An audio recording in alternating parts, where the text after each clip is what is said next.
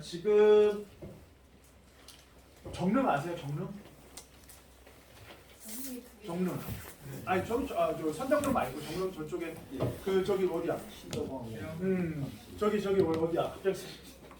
저기 성북구의 정릉. 네, 기름동에 정릉 있죠. 정릉이 이제 신덕 강씨 이제 무덤인데 원래는 정동에다 세우려고 했어요. 정동에다. 아세요 지금 정동? 명동? 아네? 아니 거기 있는 건 이장한 거죠. 예, 이장한 거죠. 그걸 누가 이장했는지 아시죠? 이방원이 이장한 거죠. 그러면서 이제 그 사대문 성적심리라 그래서 사대문 근처 심리 안에는 무덤 왕릉을 못 세우게 합니다. 근데 이 신덕하고 이제 강 씨가 뭐 그렇게 사대문 안에 이제 그렇게 좀 들어갔는데 이 정릉을 이제 세우면서 이장하면서 많은 이제 그런 게 있죠. 근데 왜 제가 이 말씀을 드리냐면 태종 이방원이 원래부터 강 씨랑 사이가 안 좋았던 게 아니에요. 사이가 상당히 기록으로 따지면 괜찮았던 것 같아요. 그 말씀을 좀 드리도록 할게요. 어쨌든 이성계는 17살 때 이제 첫 번째 어머니입니다. 여기 이제 태종 이방원의 어머니입니다. 이방원의 어머니 신혜하고 한씨랑 혼인을 하는데 여기는 이제 그쪽 함경도 사람이에요.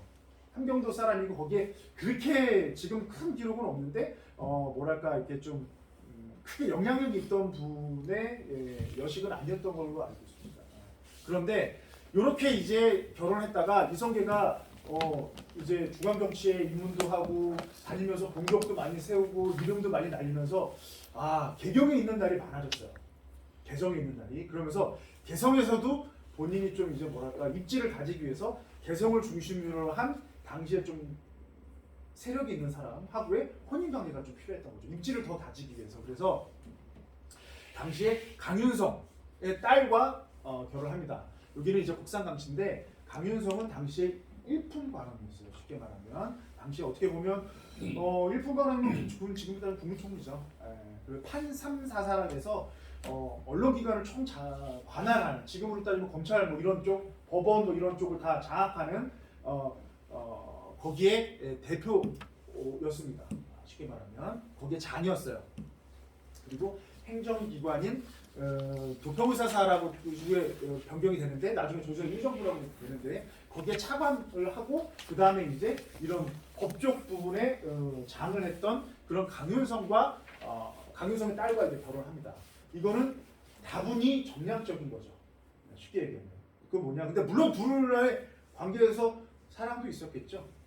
모르겠어요. 그건 제가 그 당시에 안 살아봤으니까. 근데 좀 좋아했는지 모르겠어요. 어쨌든 근데 이 강 씨와 강유성과 결혼하면서 개성에서의 입지를 많이 이제 확장을 합니다. 그래서 우리가 일반적으로 이렇게 돼요.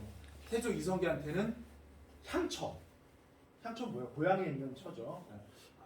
향처인 신영 한씨 여기 한씨 계시면 좀 죄송스럽지만 청주 한씨라고도 해요. 한씨와는 이제 향처고 경처 이제 뭐 수도에 있는 거기를 이제 신덕하고 강씨라고 얘기합니다.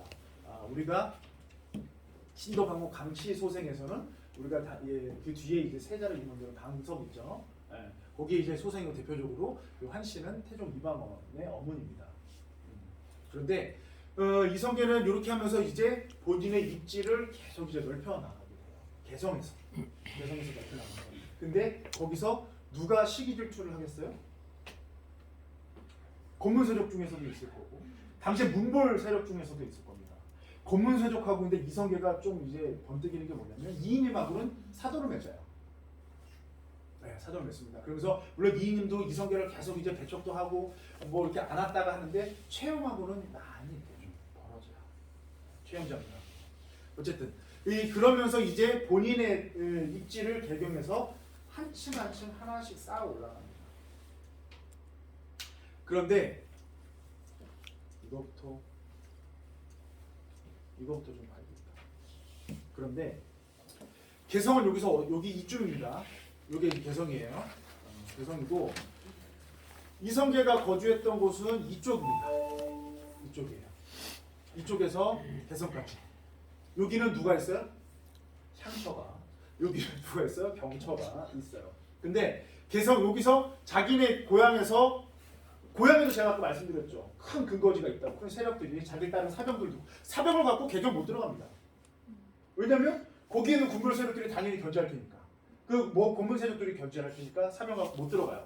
그러면서 여기 일부 두고 그 다음에 어디에 둘까 고민한 겁니다. 어디에 둘까? 이 길을 한번 보세요. 이게 경로라는 길입니다. 서울에서 현재 서울에서 함경도로 가는 빠른 길이 이 길입니다. 이 길이에요. 이 슬라이드는 제가 뭐 나중에도 좀 보여드릴 텐데 이 길인데 이 길을 따라서 개경으로 가는 길이 이쪽 길입니다.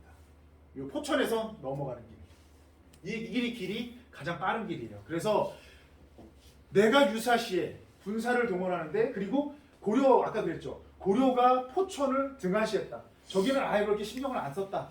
그런 지역이었다라고 말씀드렸죠. 그러니까 이 이성계입장에서는 내가 여기 한 무리를 하나 두고 내 가장 지근거리에서 나를 좀 보호자하고 내가 보호받을 수 있는 곳, 내가 세력을 좀 키울 수 있는 곳이 어디냐고 선택했을 때 딱 이 지역, 포천을 선택을 한 겁니다. 그래서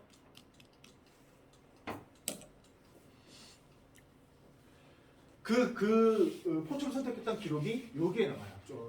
태조실록에. 여기 보면 처음에 신흥왕후 한씨죠. 한씨는 포천 제벽동에 전장이 있어요. 이 전장은 자기의 큰 농장이에요. 근데 이 당시의 농장은 뭐냐?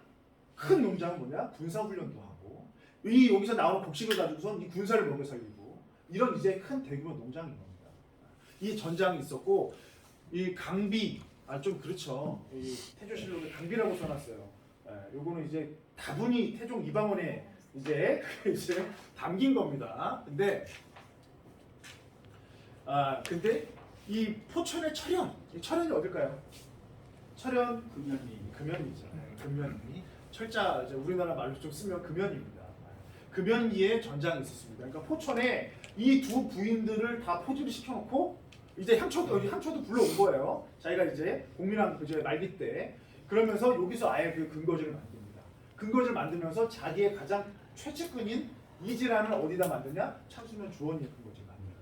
그게 이제 청해사 거기에 이제 청해시를 집성촌 있죠. 거기다 만듭니다. 그래서 포천이 이 지금거에다가 자신이 어떤 일을 도모한다고 생각을 했을지 안 했을지 제가 정확히 모르겠지만 어쨌든 여기에다가 자신의 근거지를 만들면서 유사시 내가 이 개경하구의 그런 부분에 있어서 내가 일을 도모할 수 있는 부분들을 여기다 만들어 놓게 딱 요 기록입니다. 기록이에요. 자, 그런데 이 당시 기록은 뭐냐? 위화도 회군 때의 기록입니다. 위화도 회군 때의 기록인데 여기 보면은 이제 이 제벽동이라는 곳하고 철원에 이성계의 큰 이제 그 농장이 있었는데 여기서 전하는 누구냐면 태종 이방원입니다. 이 태조실록을 이방원 때 썼으니까 태종 때 썼으니까 이 전하가 전리정랑이라고 해서 당시의 육품관원이었어요. 정랑이라는 육품관원이었습니다. 그런데 이 서울은 개경인 거고요. 개경에서 약간 병고가 있다는 말을 들었는데 이 병고가 뭐냐? 위화도 회군입니다. 아버지가 당시에 최영이 우리가 그 북벌을 해야 된다고 명나라를 치러 가야 된다고 할 때 당시에 신진사대부하고 신진사대부를 따르는 군벌들은 다 안 된다 그랬죠. 근데 아니다.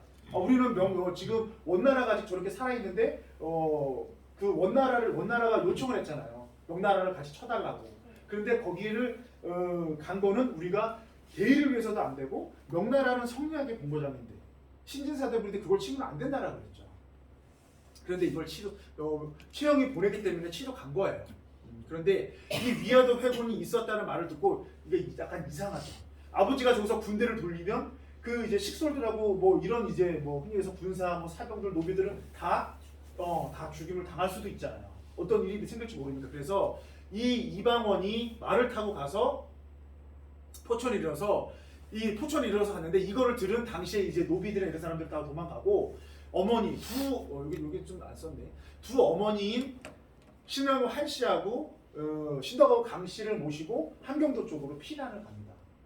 근데 여기 보면 자기가 안아서 친히 말을 태우고 이게 갔다고 해요. 이 두 분은 이렇게 보면은 이 신덕하고 강씨하고 이때까지는 사이가 좀 좋았던 것 같아요.